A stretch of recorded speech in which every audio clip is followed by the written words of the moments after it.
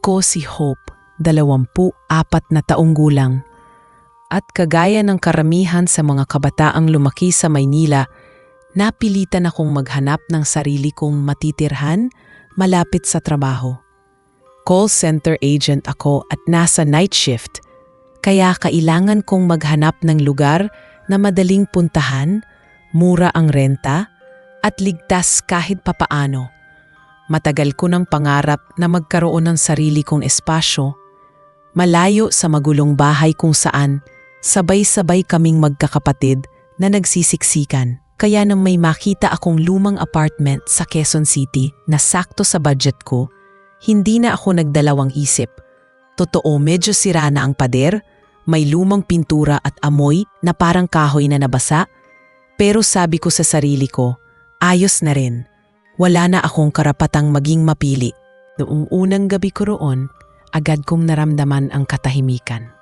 Hindi tulad ng dati kong tinutuluyan na laging may humuhuni ng karaoke o maingay ang kapitbahay. Dito, kakaiba. Parang masyadong tahimik. Minsan, nakakatakot din. Ang mga ilaw sa pasilyo ng gusali ay dilaw na mahina.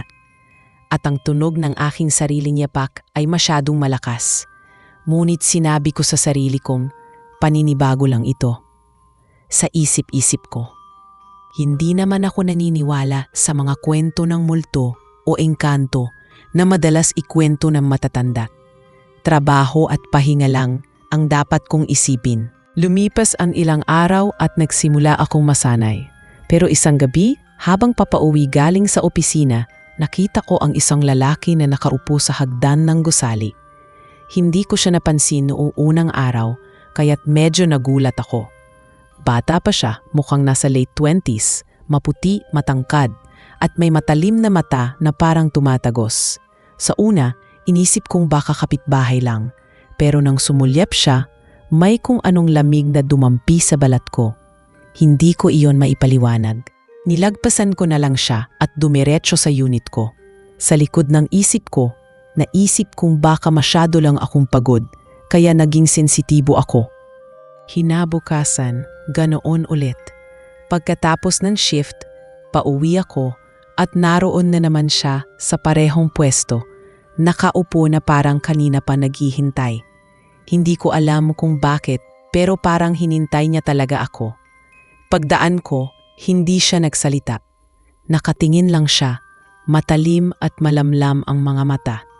Pakiramdam ko, sinusundan ako ng tingin niya hanggang sa maisara ko ang pinto ng apartment. Kinabahan ako, pero sa loob-loob ko, baka isa lang siyang tenant na may kakaibang trip.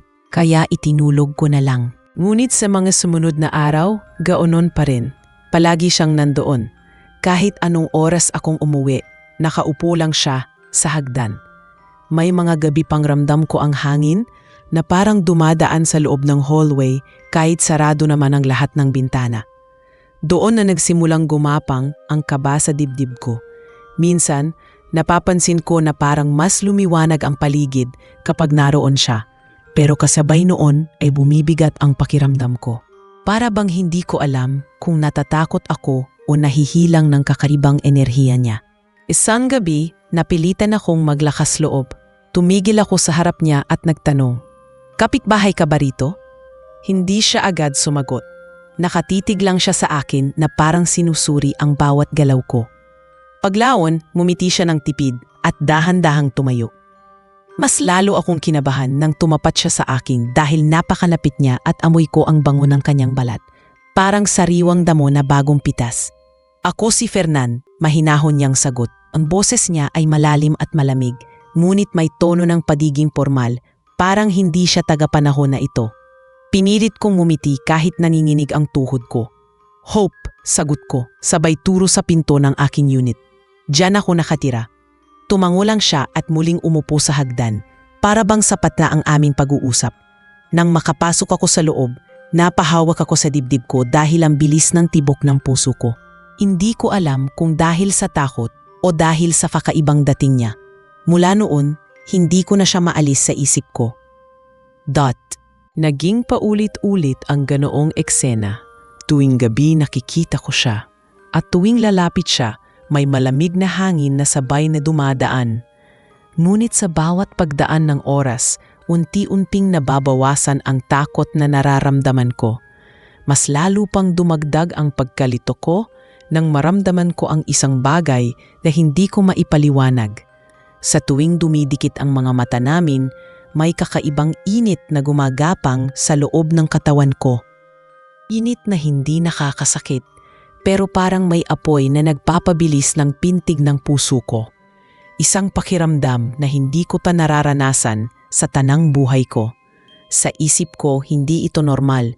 Hindi ko kilala ang taong ito at wala akong ideya kung bakit siya laging naroon. Ngunit sa kabila ng lahat, may parte ng sarili ko na naghihintay na makita siyang muli tuwing uuwi ako. May parte ng puso ko na parang tinatawag siya. At doon nagsimula ang isang kwento na hindi ko na makokontrol. Isang kwento na magtutulak sa akin sa pagitan ng takot at pag-ibig. Pagkalipas ng ilang linggo, tila naging bahagi na ng pang-araw-araw kong buhay ang presensya ni Fernan. Sa una ay kaba at takot ang dala niya, ngunit unti-unti, parang may kakaibang ginhawang sumisiksik sa likod ng damdamin iyon. Hindi ko man aminin agad, nasasanay na akong makita siya tuwing pauwi ako. May mga pagkakataon pang hindi ko na siya iniiwasan. Bagkus ay tumatagal ang titigan naming dalawa na para bang may gustong iparating ang kanyang mga mata. Isang madaling araw, pagkatapos ng mahabang shift, halos mabaliw ako sa pagod. Pagpasok ko sa building, naroon na naman siya. Nakasandal siya sa bakal na railings ng hagdan, nakapikit, parang naghihintay. Nang marinig ang yabag ko, dumilat siya at ngumiti ng bahagya. Malakas ang ulan kanina. Mabuti at nakauwi ka ng ligtas. Mahina niyang sabi. Napahinto ako. Hindi ko alam kung bakit ako nagulat. Pero sa unang pagkakataon, siya ang nagsimula ng pag-uusap. Tumango lang ako at sinabing, oo, swerte na rin. At imbes na dumiretso, napilitan akong manatili sa tabi niya. Marahil dala ng pagod at ang hindi maipaliwanag na kuryente ng presensya niya. Ahimik siyang nakatingin sa akin at sa katahimikan naming dalawa bigla akong narinig ang mahinang ugong ng hangin na parang may dumaan sa loob ng gusali. Hindi ko ito pinansin pero napansin kong nakataas ang ulo niya, parang nakikinig din. May mga bagay dito na hindi mo pa nauunawaan, bulong niya. Sabay tingin sa akin na parang may malalim na ibig sabihin. Hindi ako nakasagot. Napalunok na lang ako at mabilis na tumakbo papasok sa unit ko. Ngunit magdamag, hindi ko inalis sa isip ko ang sinabi niya. Sa mga sumunod na gabi, lalo pang naging malinaw na may kakaiba sa paligid. Minsan, naririnig ko ang mga yabag sa pasilyo kahit ako lang ang tenant sa floor na iyon. May mga sandali ring humahapdi ang batok ko na parang may malamig na hangin na nakatutok lang doon. Ngunit laging si Fernan ang huling nakikita ko bago ako pumasok sa aking unit. At sa di ko maintindihang dahilan, pakiramdam ko ligtas ako kapag naroon siya. Isang gabi, nahulog ko ang susi ko sa sahig at yumuko ako para pulutin ito. Pag-angat ko ng ulo, tumambad si Fernan, nakatayo lang sa likuran ko. Halos mapatalon ako sa gulat. Pasensya, mahina niyang wika. Hindi ko nais takutin ka. Nakita kong may hawak siyang maliit na bulaklak, kulay puti na parang kakaiba. Iniabot niya iyon sa akin at nang tanggapin ko, tuon ko naramdaman ang isang matinding init na gumapang mula sa palad ko papunta sa braso hanggang sa dibdib. Napakapit ako sa aking damit, hindi dahil masakit, kundi dahil sa kakaibang sensasyon na halos magpabagsak sa akin. Anong ginawa mo? Tanong ko, nanginginig ang boses. Hindi ko ginawa, Hope. Sagot niya habang nakatitig. Nararamdaman mo lang ako. Hindi ko na siya hinintay na magpaliwanag at mabilis akong pumasok sa unit ko. Ngunit magdamag, hindi ko malimutan ang pakiramdam. Para bang may apoy na buhay sa loob ko at ang apoy na iyon ay nakakakuryente, nakakatakot pero sabay na nakakapanabik. Kinabukasan, nagpasya akong magtanong sa caretaker ng building, si Mang Lando. Matanda na siya, tahimik at hindi madaldal, pero mabait. Sinabi ko sa kanya na may nakikitang lalaki sa hagdan gabi-gabi. Bigla siyang napakunot noo. Lalaki? Dito? Aba, Hija, sa 3 taon ko dito, ikaw lang ang tumira sa floor na yan. Wala ako naririnig na ibang nagrerenta. Napalunok ako at pilit na umiti, kunwari hindi apektado. Baka namamalikmata lang ako, sagot ko. Pero sa loob-loob ko lalo lang akong kinilabutan. Pag uwi ko kinagabihan, naroon na naman si Fernan. Ngunit iba siya ngayong gabi. Hindi na siya nakaupo. Nakatayo siya sa dulo ng pasilyo. Nakatingin lang sa akin habang papalapit ako.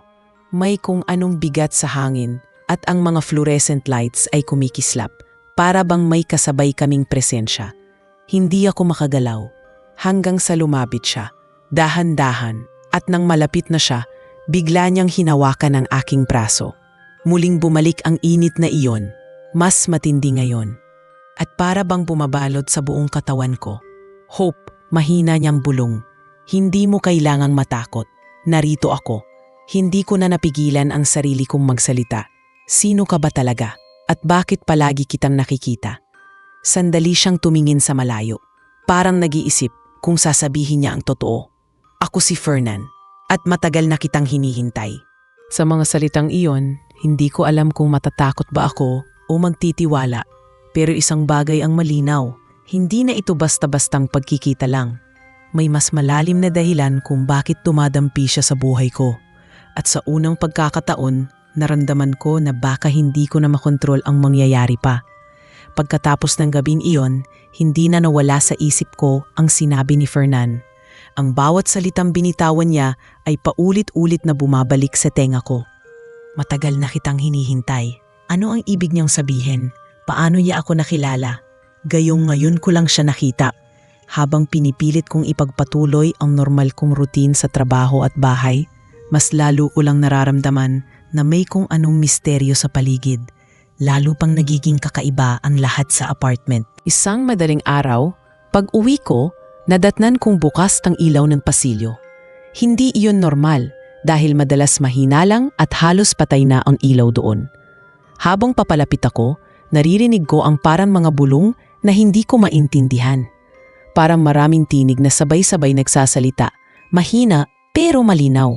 Napahinato ako sa gitna ng pasilyo at sa gilid ng aking mata, nakita ko ang mabilis na pagdaan ng anino. Mabilis akong tumakbo patungo sa aking pinto. Ngunit bago ko pa ito mabuksan, naroon na si Fernan, nakatayo at nakatingin sa akin na parang walang nangyari. May narinig ka, hindi ba? Tanong niya at ramdam kong alam niya ang nangyari. Hindi ako makapagsalita agad, nanginginig ang kamay ko habang hawak ang susi. Tumangulang ako at sabay bulong, ano iyon? Hindi siya agad sumagot. Lumapit siya ng kaunti at tumingin sa paligid, saka muling bumalik ang tingin sa akin. Hindi lahat ng nilalang dito ay kagaya ko. May mga hindi mo dapat makita. Hope. Kinilabutan ako. Alam kong totoo ang nakita ko. Hindi iyon guni-guni lang. Nang makapasok ako sa loob ng unit ko, mabilis kong isinara ang pinto at isinandal ang sarili ko. Ang tibok ng puso ko ay parang tatakbo palabas ng dibdib ko. Hindi na ako nakatulog ng maayos. Ilang oras akong nakaupo, iniisip ang lahat ng nangyari. Sa puntong iyon, hindi ko na kayang itanggi. May kakaibang nangyayari sa lugar na ito at may malaking kinalaman si Fernan. Kinabukasan, kahit pagod sa trabaho, nagdesisyon akong maghalungkat sa mga lumang gamit na naiwan sa apartment. Sa pinakailalim ng isang aparador, nakakita ako ng lumang kahon na may mga lumang litrato at papeles. Karamihan sa mga litrato ay itim at puti, may mga taong pormal na nakasuot, halatang galing sa ibang panahon. At sa gitna ng lahat ng iyon, natigilan ako sa isang larawan. Nandoon si Fernan. Nakasuot siya ng barong. Hawak ang isang babae na parang nasa isang tasal. Ngunit ang paligid ay parang hardin o malaking bakuran na puno ng mga halaman at bulaklak. Hindi ako makapaniwala. Kung totoo ang nakikita ko, ibig sabihing matagal na siyang nabuhay, marahil dekada o higit pa. Habang hawak ko ang litrato, biglang lumamig ang paligid ng silid. Naramdaman kong parang may nakatingin sa akin. Sa gilid ng aking paningin, may dumaan na anino at may mahinang halakhak na narinig. Mabilis kong ibinalik ang kahon at isinara. Sabay takbo palabas ng unit. Paglabas ko sa pasilyo, naroon si Fernan, parang hinihintay ako. "Ano ang nakita mo?" tanong niya. Malamig ang boses pero hindi nakakatakot, kundi puno ng bigat. Hindi ko alam kung dapat ko bang ipakita sa kanya ang litrato o hindi. "May nakita akong larawan mo, matagal na, sa hardin." "Ibig sabihin ba, hindi ka tao?" Hindi siya sumagot agad. Imbes, tumingin siya sa akin na may halong lungkot at bigat. "Hindi ako gaya ng iniisip mong tao. Ngunit hindi rin ako multo. Ako ay nakatali dito, sa lugar na ito, mula pa noon." Uli na namang dumampi ang malamig na simoy ng hangin. Pero kasabay nito ay ang pamilyar na init na lagi kong nararamdaman tuwing malapit siya. Sa kabila ng kaba, hindi ko maitago ang pagkahumaling ko sa kanya. Ang mga mata niya ay parang humihigop ng lahat ng takot ko at pinapalitan ng kakaibang ginhawa. Ngunit kasabay nito, lalo ring lumalalim ang tanong, ano nga ba talaga siya? Sa mga araw na sumunod, mas naging madalas ang kakaibang pangyayari. May mga pintuan sa pasilyo na bigla na lang bumubukas at nagsasara. Minsan, nakakarinig ako ng iyak ng bata sa gitna ng gabi. Ngunit lagi, bago pa man ako lamunin ng takot, naroon si Fernan. Palaging nakabantay, palaging lumalapit na parang siya ang pader sa pagitan ko at ng mga hindi ko nakikita. At sa bawat paglapit niya, palaging naroon ang init na iyon. Init na mahirap ipaliwanag. Init na parang unti-unting sumusunog sa aking mga nararamdaman. Sa gitna ng lahat man ito, nagkaroon ako ng kakaibang pangunawa. Hindi na ito basta apartment na inuupahan ko. May kasaysayan ng lugar at konektado rito si Fernan. At bagamat hindi ko pa alam ang buong katotohanan, ramdam ko na unti-unting nahuhulog ako sa isang kwento na hindi ko na matatakasan. Isa siyang misteryo na pilit kong gustong tuklasin kahit alam kong kasabay nito ang panganib. At sa unang pagkakataon, inanggap ko na rin sa sarili ko. Hindi na lang basta takot ang nararamdaman ko kay Fernan. May halong paghanga, may halong pagnanais na manatili siyang nandoon. Ngunit kasabay nito ang tanong na hindi ako tinatantanan. Hanggang saan ako dadalhin ng kakaibang init na dulot ng kanyang presensya? Wala nang madiskubre ko ang lumang larawan ni Fernan, lalo akong naging mapanuri sa lahat ng bagay na nangyayari sa paligid. Hindi na ako makatulog ng mahimbing, palaging may kaba sa dibdib. Ngunit sa kabila ng lahat, may kakaibang hatak na hindi ko kayang ipaliwanag. Para bang ang bawat presensya ni Fernan ay nagtutulak sa akin na manatili, kahit malinaw na may delikadong kasamang misteryo. Isang gabi, umuwi ako ng mas maaga kaysa karaniwan dahil nagkaroon ng aberya sa opisina. Pagdating ko sa apartment, tahimik ang paligid, pero ramdam ko ang bigat ng hangin. Habang inaakyat ko ang hagdan, napansin kong bukas ang lumang bintana sa dulo ng pasilyo at mula roon ay pumapasok ang malamig na simoy. Naroon si Fernan, nakatayo sa gilid, nakatanaw sa labas na para bang may inaabangan. Nang mapansin niya ako, dahan-dahan siyang lumingon. "Matagal mo na akong gustong tanungin, Hope." Sabi niya, mababa ang boses. "Sino ba talaga ako?" Napalunok ako, ramdam ko ang panlalamig ng aking palad. "Oo," sagot ko, halos pabulong. "Hindi na sapat ang mga pahapyaw mong sagot. Gusto kong maintindihan." Lumapit siya sa akin at nang magtama ang mga mata namin, muling bumalik ang kakaibang init sa katawan ko. Para akong nadadarang at nilalamig ng sabay. Umupo siya sa hagdan at marahang tinapik ang tabi niya, senyales na gusto niyang maupo rin ako. Dahan-dahan akong naupo kahit nanginginig pa rin ang tuhod ko. "Matagal na akong nakagapos sa lugar na ito," panimula niya. "Noong wala pa ang gusaling ito, isa itong hardin na akin ang pinapangalagaan.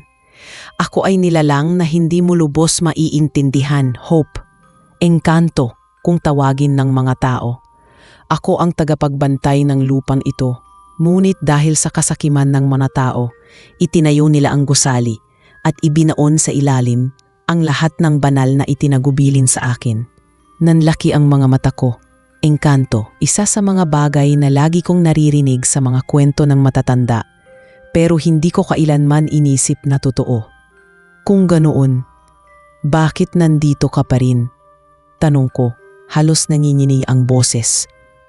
Dahil hindi ako ganap na nakalaya, tugon niya. Nakagapos ako sa hangganan ng lugar na ito. At ikaw ang unang nakakita sa akin sa loob ng maraming dekada. May dahilan kung bakit nararamdaman mo ang init na yon. Isa kang mortal na may kakayahang kumonekta sa akin. Sa tuwing nadadama mo iyon, hindi lang basta inip. Iyon ay palatandaan na may ugnayang namumuo sa pagitan natin. Napaupo ako ng tuwid, hindi makapaniwala sa naririnig. Ang mga bulong, ang mga anino. Ang malamig na hangin, lahat ay biglang nagkaroon ng paliwanag. Ngunit kasabay ng lahat ng iyon ay ang lalong paglalim ng hiwaga. Kung totoo ang sinasabi mo, bakit ako? Bakit hindi ibang tao? Tumingin siya sa akin, matagal at puno ng bigat ang kanyang mga mata. Hindi lahat ng mortal ay kayang makaramdam ng presensya namin. May ilan lang na pinipili. At ikaw, Hope, ikaw ang pinili.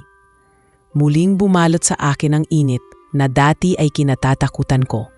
Ngunit na yon ay parang tinatawag na ng puso ko. Pinilit kong tumayo, pero bigla kong narinig ang kalabog mula sa dulo ng pasilyo. Mabilis na napatigil si Fernan at napatingin din doon. May aninong dumaan, mabilis at malaki. Kasunod ng malalim na tinig na parang halakhak. Hindi ka ligtas, Hope. Mariing sabi ni Fernan habang hinahawakan ang braso ko. Kapag nagtagal pa, hindi lang ako ang lalapit sa iyo. May iba pang nilalang na hindi mo dapat makita. Kinabahan ako sa sinabi niya. Ramdam ko ang panlalamig sa paligid. Ngunit ang kamay ni Fernan na nakahawak sa akin ay mainit, naglalagablab, at iyon lamang ang nagbigay sa akin ng lakas ng loob. Ano ang dapat kong gawin, tanong ko, halos nanginginig. Pot. Huminga siya ng malalim, parang nag-iipon ng lakas. Manatili ka sa tabi ko. Huwag mong hayaang lapitan ka ng mga anino. Kapag naramdaman mo ang init, huwag kang tatakas. Iyon ang magiging pananggalang mo. Buong magdamag, hindi na ako nakatulog. Nasa loob ako ng aking unit, ngunit mula sa bintana, nakikita ko si Fernan na nakabantay sa pasilyo. Parang isang bantay na hindi natutulog. Laging handang salubungin ang sinumang susubok lumapit. At habang pinagmamasdan ko siya mula sa maliit kong silid, doon ko napagtanto na kahit gaano mang kahirap tanggapin ang katotohanan, hindi na ako makakabalik sa dati kong buhay. Nasa loob na ako ng isang mundo na hindi ko na kayang takasan.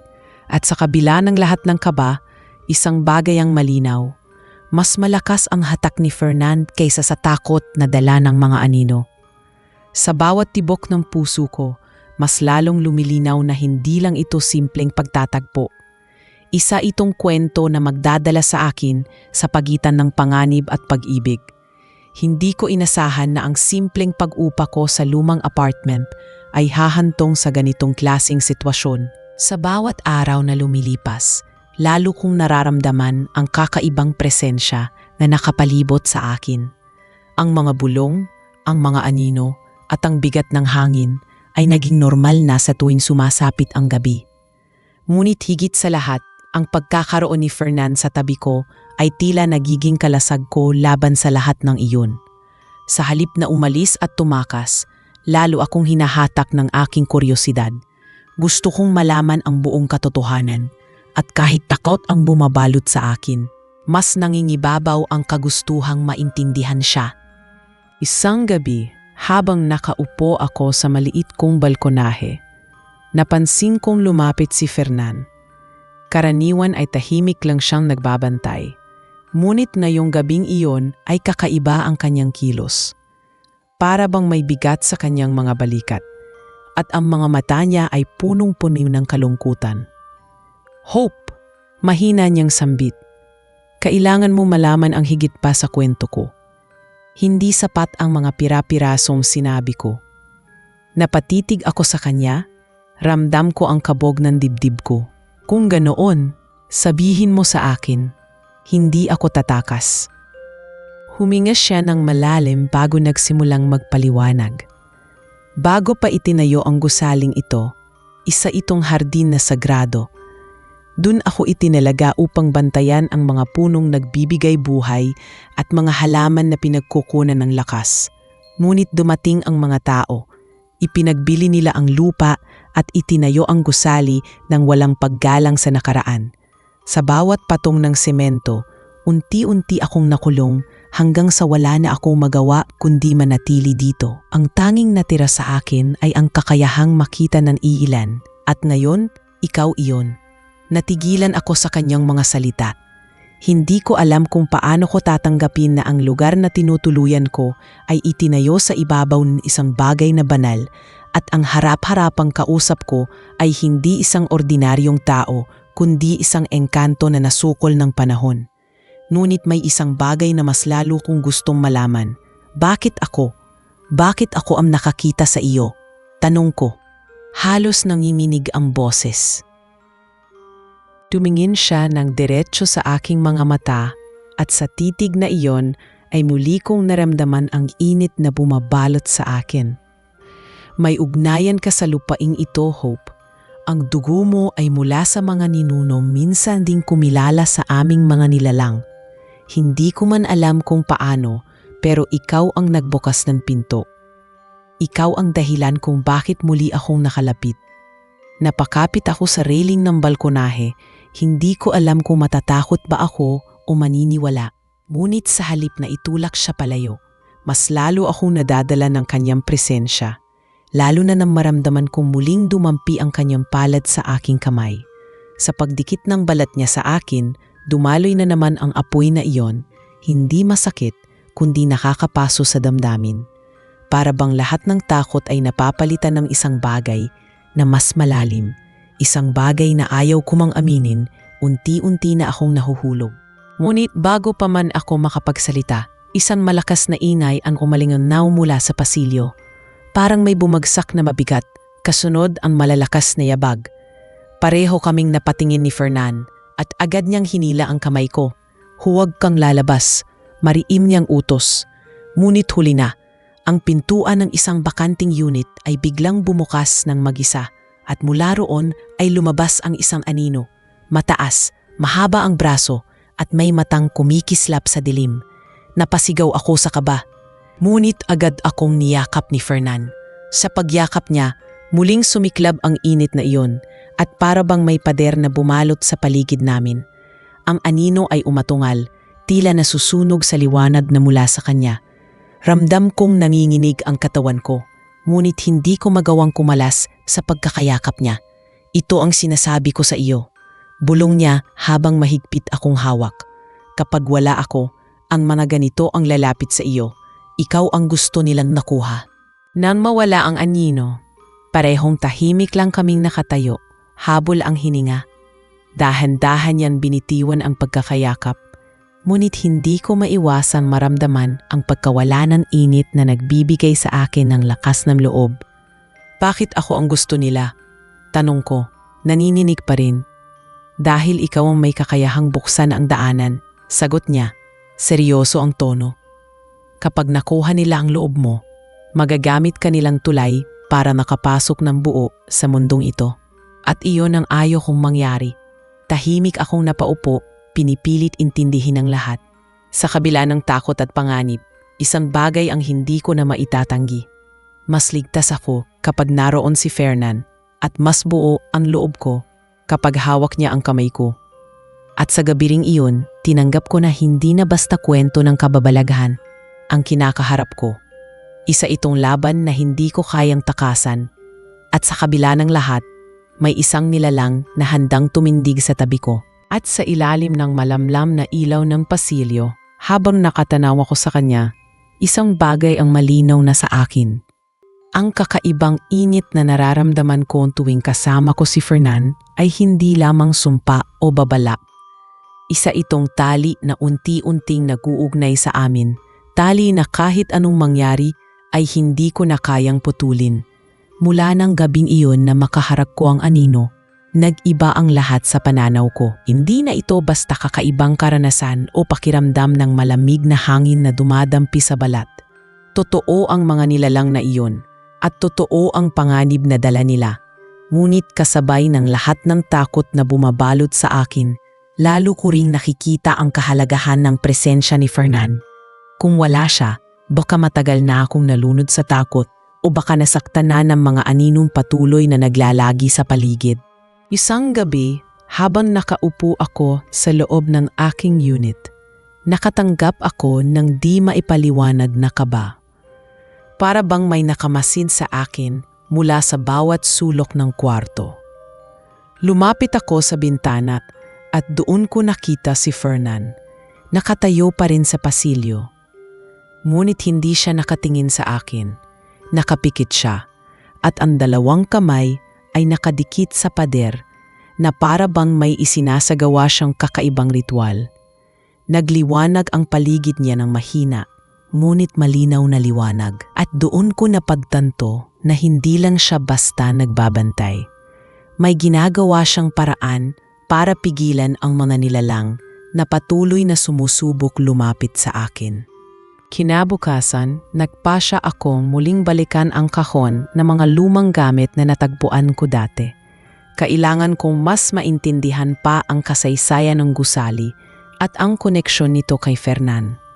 Sa mga papeles, may ilang lumang titulo ng lupa at mga kontrata ng pagbebenta. Isa sa mga dokumento ay may petsam halos 100 taon na ang nakalipas. Nakita ko ang pangalan ng isang pamilya na nagmamay-ari noon ng lupa at sa gilid nito ay may lumang larawan ng hardin na puno ng makukulay na bulaklak at mga punong tila kakaiba ang anyo. Sa gitna ng larawan ay may isang estruktura na parang altar. Napagtanto ko na iyon ang harding binanggit ni Fernan, ang harding siya ang tagapagbantay. Habang tinititigan ko ang larawan, muling bumigat ang hangin sa paligid. May narinig akong kaluskos sa loob ng aking unit. Kahit ako lang mag-isa, nilingon ko ang pintuan ng aparador at doon ko nakita ang unti-unting pagbukas nito nang walang hangin o tao na nagtutulak. Napaatras ako, halos mabitawan ang hawak ko larawan. Mula sa dilim ng loob, may 2 matang mapula ang kumikislap. Napasigaw ako. Ngunit bago pa ako tuluyang lamunin ng takot, biglang bumukas ang pinto ng aking unit at naroon si Fernan. Mabilis na pumasok at agad na humarang sa pagitan ko at ng aninong lumilitaw. Nakita ko kung paano nagbago ang anyo niya. Ang dating katawang mortal na nakikita ko ay biglang nagkaroon ng liwanag sa balat at ang mga mata niya ay nagningning ng malaberdeng apoy. Sa isang iglap, itinulak niya ang anino pabalik sa aparador at muling isinara iyon. Nang matapos ang lahat, bumalik siya sa kanyang anyo at marahang lumapit sa akin. Hindi mo dapat muling gagalawin ang mga lumang gamit na iyan. Mariin niyang sabi, kapag patuloy mong binubuksan ang nakaraan, mas lalo silang nagiging malakas. Humihingal ako, nanginginig pa rin ang mga kamay. Hindi ko kayang manahimik lang, Fernan, sagot ko. Kung talagang may ugnayan ako dito, kailangan kong maintindihan. Hindi ko kayang manatiling bulag habang pinoprotektahan mo ako. Sandali siyang natahimik, tila nag-iisip. Paglaon, tumango siya, kahit may halong pag-aalala. Kung ganoon, kailangan mong makita ang buong katotohanan. Dinala niya ako sa isang silid sa dulo ng pasilyo na matagal ko nang napapansin ngunit laging napasarado. Sa paglapit namin, ramdam ko ang kakaibang enerhiya na bumabalot dito. Binuksan niya ang pinto at tumambad sa akin ang isang silid na puno ng lumang gamit. Mga kandila, simbolo sa pader at mga lumang kasangkapan na tila hindi pa nagagalaw ng maraming taon. Sa gitna ay may maliit na mesa na may ukit ng mga palamuting hindi ko maintindihan. Dito nagsimula ang lahat. Sabi ni Fernan, ito ang naging huling bahagi ng hardin bago itinayo ang gusali. Ang silid na ito ang nagtatakip sa pinagmumulan ng lakas ng mga nilalang na pilit sumisingit sa mundo ninyo. At ako, nakagapos dito para pigilan silang makalabas. Habang nakikinig ako, mas lalo kong naramdaman ang bigat ng responsibilidad na dala niya. Ngunit higit pa roon, nakita ko rin ang lungkot sa kanyang mga mata. Ang pagiging tagapagbantay ay hindi basta trabaho, kundi isang sumpa na nag-alis sa kanya ng kalayaan. Fernan, mahina kong wika, ilang taong ka nang nakakulong dito. Napatingin siya sa akin at may bakas ng sakit sa kanyang mga mata. Mahigit 100 taon. Napahawak ako sa aking dibdib. Hindi ko alam kung paano ko matutulungan siya. Ngunit alam ko sa sarili ko na hindi ko kayang pabayaan siya sa ganitong kalagayan. At sa mismong sandaling iyon, habang tinitingnan ko siya, lalong tumindi ang kakaibang init na palagi kong nararamdaman tuwing magkalapit kami. Ngunit ngayon, alam ko na, hindi lang ito basta init ng katawan o presensya. Isa itong tali, isang ugnayan na mas malalim kaysa sa naiisip ko. Sa loob ng lumang silid na iyon, habang naroroon kami pareho, ramdam ko na nagsisimula ng magbukas ang isang bagong kabanata. Hindi lang ito tungkol sa takot o panganib. Ito ay kwento ng isang engkanto na nakagapos at isang mortal na pilit nakikihati sa kanyang kapalaran. At sa kabila ng lahat, malinaw sa akin na mas malalim pa ang uusbong mula rito, isang damdaming hindi na kayang itanggi ng alinman sa amin. Simula nang makita ko ang silid na iyon sa dulo ng pasilyo, hindi na ako mapakali. Kahit sa trabaho, naiisip ko pa rin ang mga simbolo sa pader, ang lumang mesa na may ukit, at ang malamig na hangin na bumabalot sa lugar. Parang may lihim na patuloy na tinatawag ang aking isipan. Ngunit alam kong hindi ko dapat lapitan ng mag-isa. Lalong pumigat ang mga tanong sa isip ko at kasabay nito, lalong lumalim ang ugnayan ko kay Fernan. Tuwing nakikita ko siya, hindi ko na lamang nakikita ang isang nilalang na naiiba, kundi isang taong nakagapos sa sumpa. Isang taong matagal nang naghihintay ng kalayaan. Isang gabi, habang pauwi ako, tahimik ang paligid ng gusali. Ngunit nang makarating ako sa pasilyo ng aking unit, napansin ko na parang may iba pang presensya. Nakabukas ng kaunti ang pintuan ng lumang silid. Agad akong kinabahan sapagkat tanda ko na palaging mahigpit na isinasara iyon ni Fernan. Dahan-dahan akong lumapit at bago pa man ako makasilip sa loob, biglang bumukas ng malaki ang pinto at bumulaga sa akin ang anino ng isang nilalang. Ang kanyang katawan ay mahaba at baluktot, ang mga matay kumikislap na pula, at ang kanyang tinig ay halakhak na umaalingaw sa buong pasilyo. Napaatras ako, ngunit bago pa man ako matumba, biglang sumulpot si Fernan sa tabi ko. Sa isang iglap, nagbago ang kanyang anyi. At ang liwanag mula sa kanyang katawan ay nagmistulang pader na pumigil sa nilalang. "Lumayo ka, Hope," mariin niyang sigaw. Ngunit hindi ako gumalaw. Nakapako lang ako sa kinatatayuan ko. Hindi alam kung aalis o mananatili. "Hindi ako aalis," sagot ko bagamat nanginginig ang boses ko. "Kung may laban, kasama mo ako." Nakita ko ang pagkagulat sa kanyang mga mata. Ngunit wala na siyang nagawa. Inangat niya ang kanyang mga kamay at mula sa mga ito ay lumabas ang bughaw na liwanag na bumalot sa nilalang. Napasigaw ito, ngunit bago pa tuluyang maglaho, nagsalita siya. "Hindi mo siya maitatago sa amin, Fernan, ang mortal na ito ang magiging tulay namin." At sa isang iglap, naglaho ang nilalang. Iniwan kaming pareho na humihingal. Bakit nila ako gustong makuha? Tanong ko halos lumululuha na sa takot.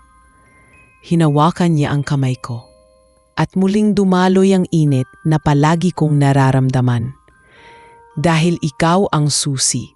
Ang dugo mo ay may ugnayan sa lupaing ito, Hope. Kapag nakuha ka nila, masisira ang hangganan at makakapasok sila ng tuluyan sa inyong mundo. At iyon ang ayaw kong mangyari. Natahimik ako. Hindi ko alam kung matatakot ba ako o tatanggapin na bahagi na ako ng lahat ng ito. Ngunit isang bagay ang malinaw. Hindi ako pwedeng manatiling walang ginagawa. Ano ang dapat kong gawin? Tanong ko. Mas determinado na ngayon. Tumingin siya sa akin. Seryoso ang anyo. Kailangan mong matutunang gamitin ang ugnayan mo sa lupaing ito. Hindi ka ordinaryong mortal, Hope. Kaya mong maging lakas, hindi lamang pasanin. Simula noon, nag-iba ang mga gabi ko. Tuwing wala akong pasok, tinuturuan ako ni Fernan. Pinakilala niya ako sa mga simbolo sa lumang silid. Ipinaliwanag kung paano ito nagsisilbing harang sa pagitan ng aming mundo at ng kanila. Natutunan kong hawakan ang mga ukit sa mesa at ramdamin ang enerhiyang dumadaloy dito. Sa una, nakakatakot. Nakakaramdam ako ng init na halos sumusunog sa loob ng katawan ko. Ngunit habang lumilipas ang mga gabi, natutunan kong kontrolin ito. Hindi madaling tanggapin ang lahat. May mga sandali na gusto ko na lang umalis, lumayo at kalimutan ang lahat ng nangyari. Ngunit tuwing naiisip ko si Fernan, kung paano siya nakagapos sa sumpa, kung paano niya ako pinoprotektahan, bumabalik ang lakas ng loob ko. Hindi lang ito laban niya, kundi laban ko na rin. Sa isa sa mga gabi ng aming pagsasanay, bigla siyang natahimik habang hawak ang aking mga kamay. Hope, wika niya, mababa ang boses. Hindi ko alam kung hanggang kailan ko pa magagampanan ang tungkulin ko. Ang paggamit ko ng aking lakas para protektahan ka ay unti-unting nagpapahina sa akin. Kapag nawala ako, kailangan mong tumayo sa sarili mo. Natigilan ako at isang bigat ang dumapo sa aking dibdib. Hindi, sagot ko, Mariin, hindi mo ako iiwan. Kung may paraan para makalaya ka sa sumpa, hahanapin natin yon. Sa unang pagkakataon, nakita ko ang munting ngiti sa kanyang labi, bagamat puno ng lungkot ang kanyang mga mata. Kung ganoon, hindi ka lang basta mortal na nagkataong nasangkot dito. Ikaw ang pag-asa ko. Habang nakatingin ako sa kanya, naramdaman kong mas lalo pang tumindi ang kakaibang init na palagi kong nadarama. Ngunit ngayon, hindi na ito basta apoy na nagpapakaba sa akin. Ito ay apoy ng ugnayan, ng tiwala, at ng damdaming unti-unting sumisiklab sa aking puso. At alam kong simula pa lamang ito ng mas malalim na laban na darating. Laban na hindi ko haharapin ng nag-isa, kundi kasama siya. Si Fernan, ang engkantong unti-unti nang nagiging higit pa sa isang nilalang na misteryoso para sa akin. Simula nang magsimula akong turuan ni Fernan, lalo kong naramdaman ang bigat ng responsibilidad na nasa balikat ko. Hindi na ako basta ordinaryong babae na pumapasok sa trabaho at umuuwi sa maliit na unit sa gabi. Ako ngayon ang tinutukoy nilang susi at ang katotohanan iyon ay mahirap tanggapin. Ngunit bawat gabing dumadaan, mas lalo kong nauunawaan ang mundo na dati ay itinuturing kong kathang-isip lamang. Ang mga simbolo, ang mga bulong, ang mga aninong pilit lumalapit, lahat ng iyon ay totoo. At ako ang nasa gitna ng lahat. Ngunit kasabay ng pagtuturo ni Fernan ay dumami rin ang pananakot. Hindi na lang sa pasilyo o sa silid ko naririnig ang mga tinig. Kahit sa trabaho, minsan ay nakakaramdam ako ng malamig na dampi sa aking batok o kaya ay nakakakita ng refleksyong hindi naman dapat nandoon sa salamin ng comfort room. May mga gabing pag-uwi ko, ramdam kong sinusundan ako ng mga matang hindi nakikita. Ang bawat aninong nadadaanan ko sa kalsada ay para bang gustong sumunggab. Isang madaling araw matapos ang isang mahirap na shift, naglakad ako pauwi at nakita ko agad si Fernan, nakatayo sa tapat ng gusali. Ngunit iba siya ngayong gabi. Halos hindi siya gumagalaw at ang mga mata niya ay nakatutok sa isang bahagi ng kalye. Sinundan ko ang tingin niya at doon ko nakita ang tatlong figura na nakatayo sa dilim. Hindi sila tao, ngunit ang anyo nila ay halos kahawig ng mga nilalang na nagpakita sa akin noon. Mabibilis ang kanilang paghinga at ang kanilang mga mata ay kumikislap na pula. Hinawakan agad ni Fernan ang aking braso. Huwag kang lalapit.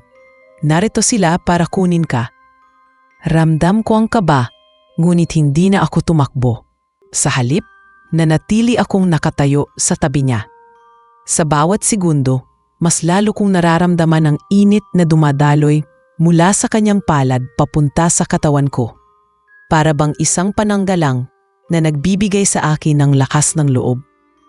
Ang tatlong figura ay lumapit at sa unang pagkakataon, narinig ko silang magsalita ng malinaw. Ibigay mo siya, Fernan. Alam mong hindi mo na kayang pigilan ito ng mag-isa. Ang mortal na ito ang daan para sa aming lahat. Mariing tumugon si Fernan. Ang boses niya ay mababa ngunit malakas. Hindi ninyo siya makukuha. Hanggat ako'y narito, hindi ninyo siya mahahawakan. Sa isang iglap, nadliwanag ang katawan niya at bumalot sa akin ang bughaw na enerhiya. Ang tatlong nilalang ay umatras, ngunit bago sila tuluyang naglaho, nag-iwan sila ng babala. Kapag dumating ang oras, hindi ka makakapigil. Ang mortal na ito ay isa sa amin. Nanlamig ako sa narinig. Hindi ko alam kung anong ibig nilang sabihin. Ako ba'y isa sa kanila? O dahil ba sa ugnayan ko sa lupain ito? Tumingin ako kay Fernan, ngunit halata ang tensyon sa kanyang mukha. Hinawakan niya ang aking pisngi at marahan niyang sinabi, huwag kang maniwala sa kanila. Gusto talang nilang linlangin. Ngunit sa kaloob-looban ko, nagsimula akong magtanong. Totoo ba ang sinabi nila? May bahagi pa sa akin na konektado sa kanila? O kaya'y unti-unti akong nagiging katulad nila?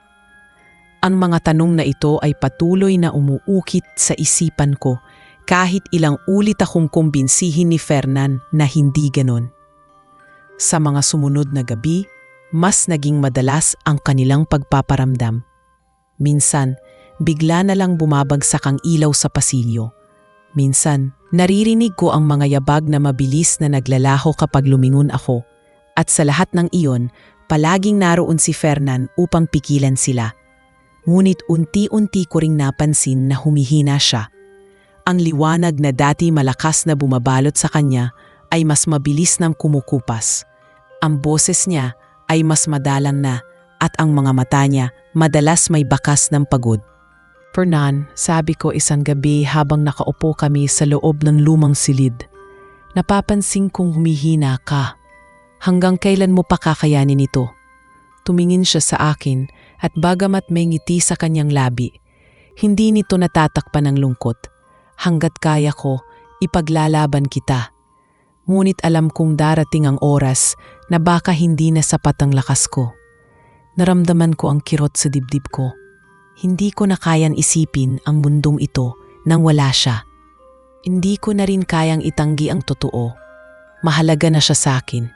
Higit pa sa dapat kong maramdaman para sa isang nilalang na hindi ko lubos maintindihan. At sa gitna ng katahimikan ng gabi, habang ang mga anino ay nagmamasid mula sa dilim, dahan-dahan kong inilapit ang aking ulo sa kanyang balikat. Hindi siya umiwas. Bagkus ay hinawakan niya ang kamay ko at muling dumaloy ang apoy na iyon sa aking katawan. Ngunit hindi iyon apoy ng takot. Ito ay apoy ng katiyakan, ng damdaming unti-unting lumalalim. Alam kong may panganib sa paligid. Alam kong baka hindi namin makayanan ang darating. Ngunit isang bagay ang malinaw. Hindi ko na siya iiwan. At sa sarili kong isip, nangako ako na hahanapin ko ang paraan para hindi siya tuluyang mahulog sa pagkawala. Sa mga mata niya, nakita ko ang parehong pangako. At doon ko naunawaan, hindi lang laban niya ang laban na ito. Laban naming dalawa. Mula nang magsimulang magpakita ang tatlong nilalang at bigkasin na isa daw akong magiging tulay para sa kanila, mas lalo akong naging alisto. Hindi na lamang takot ang nararamdaman ko kundi isang mabigat na katanungan na paulit-ulit na bumabalik sa isipan ko. Totoo ba ang sinabi nila? o sadyang kasinungalingan lang iyon para sirain ang tiwala ko kay Fernan. Ngunit bawat gabi na lumilipas, habang mas tumitindi ang mga pangyayari sa paligid, mas nararamdaman kong may mas malalim na katotohanan na nakatago. Isang gabi, habang pauwi ako, napansin kong nakabukas ang pintuan ng lumang silid kung saan dati ako dinala ni Fernan. Nagtaka ako dahil palaging siya ang nagsisiguradong nakasara iyon. Dahan-dahan akong lumapit at nang sumilip ako, nanlamig ako sa aking nakita. Nasa loob si Fernan, nakatalikod at dahan-dahang inaalis ang suot niyang anyong mortal. Ang balat niya ay kumikislap ng malaginto at pilak, at ang kanyang mga ugat ay tila nagliliwanag. Dumadaloy ang kakaibang enerhiya na parang apoy at tubig na nagsasanib. Napahawak ako sa dibdib ko dahil sa indi ng init na biglang bumalot sa akin.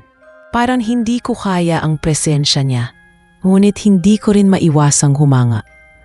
Ang bawat anyo niya ay tila likha ng isang sining na hindi kayang pantayan ng tao. Ngunit higit pa roon, may bigat at lungkot sa kanyang galaw. Para bang bawat hubad ng kanyang anyo ay pagbitaw ng isang bahagi ng sarili niya. Hindi ko sinasadyang mapalakas ang aking hakbang at agad siyang napalingon. Tumama ang kanyang mga mata sa akin at doon ko nakita ang gulat na agad napalitan ng kaba. Hope, mahina niyang sambit, halos bulong. Hindi mo dapat nakita ito. Ngunit hindi na ako umatras. Lumapit ako kahit namininig pa ang mga tuhod ko. Fernan, ilang beses mo na akong pinorotektahan. Wala na akong pakialam kung ano ang tunay mong anyo. Ang gusto kong malaman, bakit ako? Bakit sa lahat ng tao, ako ang nararamdaman mong konektado? Sandali siyang tumahimik at saka lumapit sa akin. Ang liwanag sa kanyang balat ay unti-unting kumupas hanggang bumalik siya sa anyong mortal. Hinawakan niya ang aking kamay at muli kong naramdaman ang init na parang apoy na gumuguhit sa aking balat. Dahil ikaw lamang ang nakakaramdam ng lakas ko, sagot niya. Ikaw ang tanging mortal na nakakakonekta sa apoy at liwanag na nasa akin. At sa tuwing nadadama mo ang init na iyon, hindi yun sakit kundi ang tanda na nagsasanib ang ating mga mundo. Bago pa ako makasagot, biglang lumamig ang paligid at nagsimulang manginig ang mga pader ng gusali. May mga tinig na muling sumulpot, mas malakas kaysa dati. Parang may dumadaan sa sahig at kisame, mga yabag na hindi nakikita. Agad akong niyakap ni Fernan at sa pagdikit ng aming mga katawan, dumaloy sa akin ang apoy na iyon, na para bang proteksyon. Ngunit kasabay nito, mas lalo kong naramdaman ang bigat ng kanyang kapangyarihan. Hindi ka naligtas dito, bulong niya, mariin at puno ng pangamba. Kapag hindi natin naisara ang pinto, darating sila sa iyo, Hope. Nanginig ako, ngunit hindi na ako tumutol. Kung ganoon, ano ang kailangan nating gawin? Huminga siya ng malalim at nakita ko ang pag-aalinlangan sa kanyang mga mata. Kailangan mong makita ang buong anyo ng aking pagkatao, hindi lamang bilang tagapangalaga, kundi bilang nilalang na nakatali sa sumpa. Ngunit kapag nakita mo ito, wala nang balikan. Ikaw mismo ang magiging bahagi ng sumpa. Hindi ko alam kung anong ibig niyang sabihin, ngunit tumango ako. Hindi na ako makakatakas pa. Ang damdaming unti-unting lumalalim sa dibdib ko para kay Fernan ay mas malakas kaysa sa takot. Dinala niya ako sa pinakaloob ng silid kung saan nakalagay ang mesa na may mga ukit. Doon inilapag niya ang kanyang mga palad at biglang nagliwanag ang buong silid. Ang mga simbolo ay nagsimula ring magningning at ang hangin ay nagkaroon ng tunog na parang awit at sigaw na nagsasanib. Ito ang aking mundo, Hope, sabi niya, habang unti-unti niyang hinuhubad ang anyong mortal na bumabalot sa kanya. Nakita ko ang tunay niyang anyo, hindi lamang kumikislap na balat, kundi katawan na puno ng mga uring hindi kayang ilarawan ng tao. Ang kanyang mga mata ay naglalagablab at ang kanyang mga braso ay tila binubuo ng enerhiya. Ang paligid ay kumulo sa init at ako mismo ay halos matupok sa bigat ng kapangyarihan niya. Ngunit sa halip na masaktan, ramdam ko ang pagyakap ng apoy na yon. "Hope," bulong niya, habang nakatingin sa akin, "ang init na nararamdaman mo ay hindi sumpa. Ito ang tanda na ikaw ang pumipigil sa akin na tuluyang lamunin ng sumpa ng lugar na ito. Ikaw ang dahilan kung bakit nananatili akong may anyo, may silbi. Ikaw ang nag-uugnay sa akin at sa mundong ito." Nang marinig ko iyon, tumulo ang luha ko. Hindi na ako nagdalawang isip. Lumapit ako at niyakap siya. Kahit ang katawan niya ay parang apoy na humuhubog sa balat ko. Sa halip na masaktan, lalo kong naramdaman ang koneksyon. At sa gitna ng aming pagkakayakap, narinig ko ang mga tinig mula sa dilim. Mas malakas kaysa dati, umaatungal at galit. Ngunit sa gabing iyon, wala na akong ininda, kundi ang apoy na bumabalot sa akin. Apoy na hindi na takot ang dala, kundi pag-ibig na nagsisimulang sumibol sa aking puso. Pagkatapos ng gabing nasilayan ko ang tunay na anyo ni Fernan, hindi na muling naging tahimik ang mga gabi sa gusali. Para bang ang pagbubunyag niya ng kanyang buong pagkataho ay nagsilbing hudyat para mas lalong lumakas ang mga nilalang na pilit sumisingit sa mundo namin. Sa bawat sulok ng pasilyo, may mga aninong gumagalaw at ang mga bulong na dating mahina lamang ay naging mas malinaw at mas nakakatindig balahibo. Ngunit kasabay ng lahat ng ito, mas tumibay ang koneksyon namin ni Fernan. Sa bawat haplos ng kanyang kamay, sa bawat pagdikit ng aming mga balat, dumadaloy ang apoy na iyon na hindi lamang proteksyon, kundi tila isang puwersang nagbubuklod sa aming dalawa. Isang gabi, habang nakaupo kami sa loob ng lumang silid, biglang nagliyab ang mga simbolo sa mesa na para bang may nilalang na malapit nang dumaan. Agad akong napahawak sa braso ni Fernan at doon ko naramdaman ang init na parang umaakyat mula sa kanyang katawan papunta sa akin. "Darating sila," mahina niyang sabi, nakatutok ang tingin sa mga ukit na patuloy na kumikislap. Hindi na sila nagpapadala ng mga paalala lang, na yun, susubukan nilang kunin ka mismo. Nang marinig ko iyon, bumigat ang dibdib ko. Hindi ko alam kung kaya ko pang tumayo laban sa kanila, ngunit hindi na ako pwedeng umatras. Kung ganoon, sagot ko, pilit na pinapakalma ang boses ko, "Sasabayan kita. Hindi ako papayad na ikaw lang ang lumalaban." Napatingin siya sa akin at sa mga mata niya ay nakita ko ang bigat ng kanyang pangamba at ang init ng kanyang tiwala. Maya-maya pa, dumilim ang buong gusali. Pati mga ilaw sa pasilyo ay biglang nagsabog ng kislap bago tuluyang namatay. Sa bilim, nagsimula ang mga yabag, mabibigat at sabay-sabay na parang papalapit mula sa lahat ng direksyon. Mula sa mga pader, may mga kamay na parang lumalabas, mahahaba at may itim, at naramdaman kong unti-unting bumibigat ang hangin. Ang mga tinig ay sabay-sabay na bumigkas ng mga salitang hindi ko maintindihan. Ngunit ramdam ko ang galit at gutom sa bawat bigkas. Hinawakan ako ni Fernan na mas maigpit. "Hope, pakinggan mo ako." Mabilis niyang bulong. "Kapag naramdaman mong masyadong mainit ang dumadaloy sa iyo, huwag kang matakot. Huwag mong pigilan. Hayaan mong mag-ugat sa katawan mo. Iyon ang magiging pananggalang mo." Tumango ako, bagamat nanginginig pa rin ang katawan ko. Mula sa dilim, sumulpot ang mga nilalang, mas marami kaysa dati. Hindi natatalo, kundi tila 10 o higit pa. Ang kanilang mga mata ay pula at naglalagablab, at ang kanilang mga katawan ay nagmistulang usok na may hugis tao. Mabilis silang sumugod, ngunit bago pa man sila makalapit, kumalat mula sa katawan ko ang init na nag-uumapaw. Para akong nilalamon ng apoy, ngunit imbes na sunugin, pinuno ako nito ng lakas. Ang mga nilalang ay napaatras, umatungal sa sakit na parabang sinusunog ng liwanag. Sa unang pagkakataon, hindi ako natakot.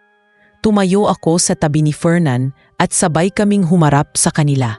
"Hindi ninyo siya makukuha," mariin kong sabi, at nagulat ako sa lakas ng aking sariling boses. Sa tabi ko, nakita kong ngumiti si Fernan, kahit pagod na pagod ang kanyang mga mata. Ang labang iyon ay hindi pa tapos, ngunit malinaw sa akin na nagbago na ang lahat. Hindi na ako ang dating babae na walang alam sa mundong ito. Ako na ngayon ang pinipiling tulay, hindi para sa kanila, kundi para maging kakampi ni Fernan sa laban na matagal na niyang kinakaharap. At sa kabila ng panganib, isang bagay ang sigurado. Hindi ko na siya hahayaang lumaban ng nag-iisa. Matapos ang gabing iyon na pinagtulungan naming harapin ang mga nilalang, ramdam ko ang matinding pagod na halos dumurog sa katawan ko. Ngunit higit pa roon, nakita ko rin kung gaano kahina si Fernan pagkatapos ng labanan. Ang dating liwanag na malakas at matibay ay halos kumukupas at ang kanyang mga mata ay puno ng pagod na hindi niya kayang itago. Umupo siya sa gilid ng lumang mesa sa loob ng silid at doon ko nakita ang bahagyang panginginig ng kanyang mga kamay. Fernan, mahinahon kong sambit habang lumapit. Hanggang kailan mo kakayanin ito? Bawat gabi, mas lalo kang humihina. Hindi ko kayang makita kang unti-unting nawawala. Tumingin siya sa akin at kahit may pagod, may lambing sa kanyang tinig. Hanggat kaya ko, hindi kita iiwan. Ngunit darating ang oras na kakailanganin mong tumayo sa sarili mong lakas. Hope, ang sumpa na matagal ko ng pasan ay unti-unti nang kumakain sa akin. Hindi ko na napigilan ang luha ko. Lumapit ako at hinawakan ang kanyang mga kamay. Ramdam ko ang init na dumadaloy. Ngunit kasabay nito ay ang bigat ng kanyang paghihirap. Kung ganon, hayaan mong ako naman ang magsakripisyo, sabi ko. Hindi pwedeng ikaw lang ang lumalaban.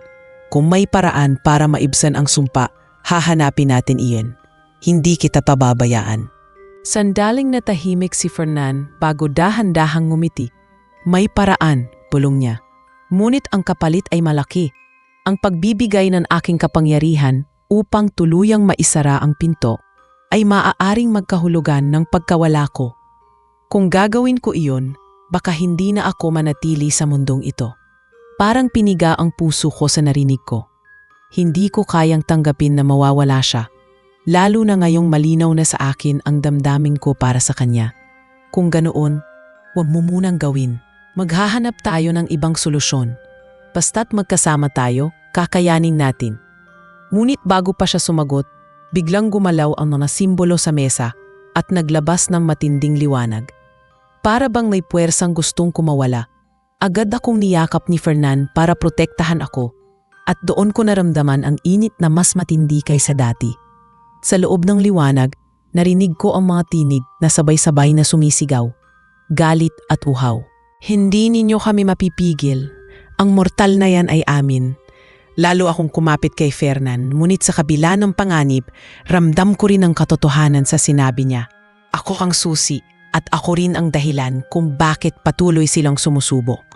Ngunit sa halip na matakot, naramdaman kong mas lalo akong nagiging matatag. Hindi ako papayag na maging kasangkapan nila. Kung ako ang pintuan, ako rin ang magiging harang. Pagkatapos ng ilang sandali, kumalma ang liwanag at bumalik sa katahimikan ang silid. Huminga si Fernan ng malalim, bakas sa mukha niya ang pagkapagod. Hinaplos niya ang aking pisngi at mahinang magsalita. Nayon, alam mo na Hope, ang lahat ng ito ay hindi matatapos hanggat hindi mo rin tinatanggap ang bahagi ng kapalaran mo. Hindi na ito laban ko lang. Laban na rin ito ng ating dalawa. At sa sandaling iyon, kahit puno ng takot at pangamba, tumango ako. Sapagkat alam ko, hindi ko na kayang talikuran ang ugnayang namamagitan sa amin. At kung sakaling may sakripisyong kakailanganin, handa akong humarap dito, basta't magkasama kami ni Fernan hanggang sa dulo. Mula nang umalingaw-ngaw ang mga tinig sa loob ng lumang silid, hindi na kami nakaranas ni Fernan ng katahimikan. Bawat gabi, mas nagiging mapanganib ang paligid. Ang mga aninong dati dumaraan lamang ay ngayoy lantaran ng sumusubok lumapit. May mga oras na sabay-sabay silang dumadating, bumabangga sa hangganan nilikha ng mga simbolo. At sa bawat pag-atake nila ay mas nakikita kong humihina si Fernan. Ang dating matibay at maliwanag na liwanag mula sa kanyang katawan ay mabilis nang naupos. At bagamat pilit niyang ikinukubli, ramdam ko ang kanyang paghihirap. Isang gabi, habang magkasama kaming nakaupo sa pasilyo, mahigpit niyang hinawakan ang aking kamay.